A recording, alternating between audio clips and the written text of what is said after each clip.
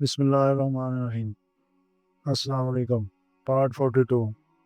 پردھان نے اپنے مکار چہرے پر مسکراہٹ کی نقاب اوڑھ لی اور آہستہ آہستہ آگے بڑھتے ہوئے بولا، اس کی ضرورت نہیں، ہم یہاں کسی کو نقصان پہنچانے نہیں آئے، ہم معاملہ رفع دفع کرنے کے لیے ان کے گھر گئے تھے، لیکن وہاں سے پتہ چلا کہ یہ لوگ یہاں آئے ہوئے ہیں، ہم تو ان سے بات کرنے آئے ہیں اور بس۔ پردھان میری ماں کے آگے جھکا اور اس کے چرنوں کو چھوتے ہوئے بولا، ہمیں क्षमा کر دیجیے، تمہاری بیٹی نے مجھے زیادہ غصہ دلا دیا تھا اور میں خفا ہو گیا تھا، اب بس میں نے تو اسے ہمیشہ اپنی بیٹی کی طرح سمجھا، اور دیکھو اس نے میرے ساتھ کیا کیا۔ اس نے اپنی دھوتی کی طرف اشارہ کرتے ہوئے کہا، پھر وہ چھوٹی اور میری طرف مڑا اور جھک کر ہمارے چرن چھوئے۔ اس نے زندگی میں کبھی اس طرح کے انکسار کا مظاہرہ نہیں کیا تھا۔ ماں حیران تھی اور میں دیکھ رہی تھی کہ اس کا سینہ فخر سے تن گیا۔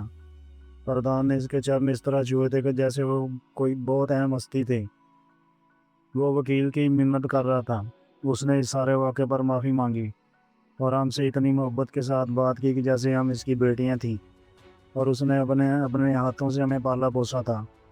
مجھے اس کے سوا اور کوئی بات سمجھ نہیں آ رہی تھی کہ پولیس والی دھمکی کام کر گئی اور شاید ہم نے واقعی جنگ میں فتح پائی۔ دیر ہو رہی تھی، ہم نے گھر واپسی کا فیصلہ کیا۔ میرا دل مطمئن نہیں تھا، میں چاہتی تھی کہ مجھے ماں دوری سے تھانہ دکھا دے۔ ماں تھانہ کہاں ہے؟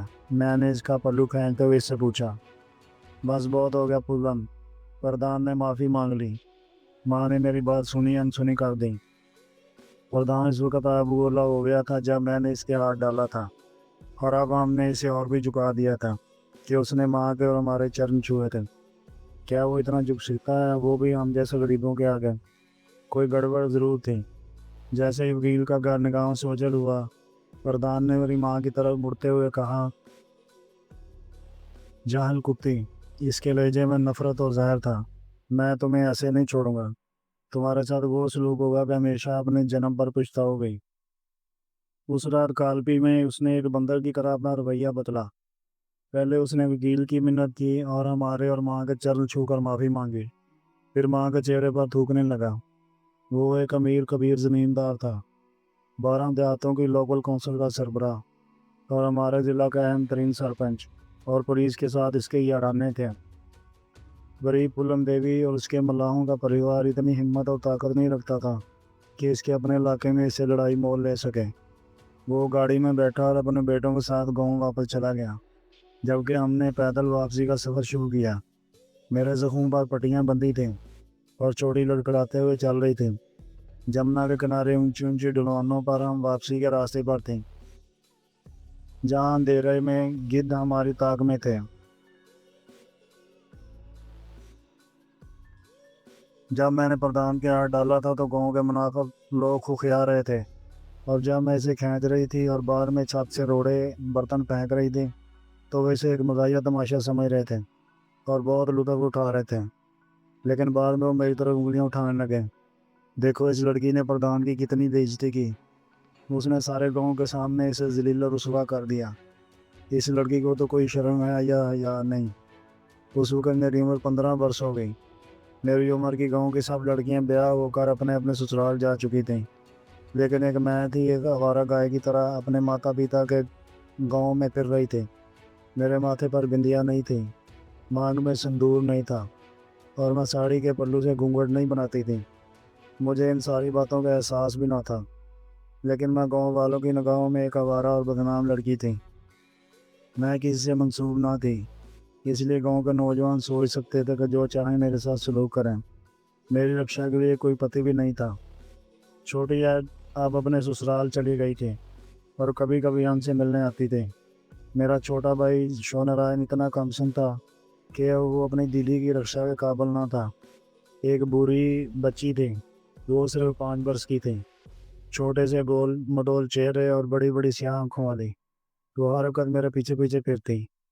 بوڑھی، اگر تم دیکھو کہ کوئی مجھے مار رہا ہے تو اگر وہ عورت ہے تم بھاگ کر چھپ جانا، لیکن اگر کوئی مرد ہو تو تم جتنی جلدی ہو سکے بھاگ کر اماں کو بتا دینا۔ میں ہر وقت اسے یہ سبق پڑھاتی رہتی۔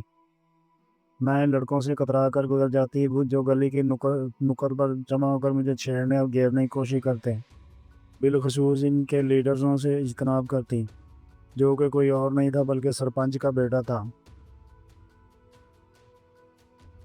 وہ مجھ سے بہت بڑا تھا اور بڑی عمر کا تھا، لیکن پھر بھی مجھ پر آوازیں کستا۔ ایک بار اس نے کسی لڑکے کو ہمارے گھر بھی یہ پیغام دے کر بھیجا کہ اس کی بیوی کو مجھ سے کوئی کام ہے۔ صبح کا وقت تھا اور ہم ابھی ابھی جاگے تھے۔ ماں کہنے لگی کہ اگر سرپنچ کی بہو نے بلایا تو مجھے جانا چاہیے۔ سرپنچ گاؤں کی کونسل کا سربراہ تھا۔ میں پیغام لانے والے لڑکی کے پیچھے پیچھے چل دی، لیکن جب ہم گھر کے نزدیک پہنچے تو وہ لڑکا یہ کہتا ہوا بھاگ گیا، پھولن آ گئی، پھولن آ گئی۔ میرے لیے جال بچھایا گیا تھا۔ وہاں سرپنچ کی بہو کا نام نشان بھی نہ تھا۔ درجن پر گنڈے وہاں جمع تھے جنہیں میں پہچانتی بھی نہ تھی، جو ہمارے گاؤں کے نہ تھے۔ میں نے بجلی کی تیزی سے دوڑ لگائی اور اپنے پیچھے پیچھے دور تک ان کے کہکے سنائی دیتے رہے۔ اس کے بعد بھی وہ مجھے چھیڑنے سے باز نہ آیا، اور وہ اور اس کے دوست میری طاق میں رہتے۔ ان میں پردھان کے 2 بیٹے بھی تھے جنہوں نے ہمیں مارا تھا۔ وہ میرا راستہ روک لیتے، اپنی جیب سے نوٹ نکالتے اور میری آنکھوں کے سامنے لہراتے۔ اگر میں ان کے چکمے سے نکل جاتی تو وہ میرے پیچھے پتھر پہ مارتے۔ ان کی بدماشی کو روکنے کا کوئی طریقہ میرے پاس نہ تھا۔ میں بوڑھی کو ہمیشہ اپنے ساتھ رکھتی تاکہ خطرے کے وقت وہ بھاگ کر ماں کو بتائے۔ ایک روز میں دریا سے واپس آ رہی تھی اور خلاف معمول بوڑھی میرے ہمراہ نہ تھی۔ میں نے سرپنچ کے بیٹے کو نہ دیکھا، اور جب دیکھا تو بہت دیر ہو چکی تھی۔ اس نے مجھے پکڑ لیا اور اپنے دوستوں کے سامنے ہی میرے شریر کو چھونے لگا۔ قبل ازیں وہ آتے جاتے مجھ پر فحش آوازیں کستا تھا، لیکن اس بار اس کی آنکھوں میں بدی تھی۔ میری جبلت بتا رہی تھی کہ نظریں خطرناک ہیں۔ میں ڈر گئی اور اسی بدحواسی میں خود کو چھڑانے کے لیے اس کے منہ پر زور سے تھپڑ مارا۔ اس نے مجھے چھوڑ دیا، اور جب میں بھاگی تو اس کے دوستوں نے پیچھے سے پتھر پھینکے۔ مجھے کوئی چوٹ نہیں لگی تھی، لیکن مجھے سخت غصہ تھا۔ یہ ہر وقت کیوں میرے پیچھے پڑے رہتے ہیں؟ میں نے روتے ہوئے ماں سے کہا۔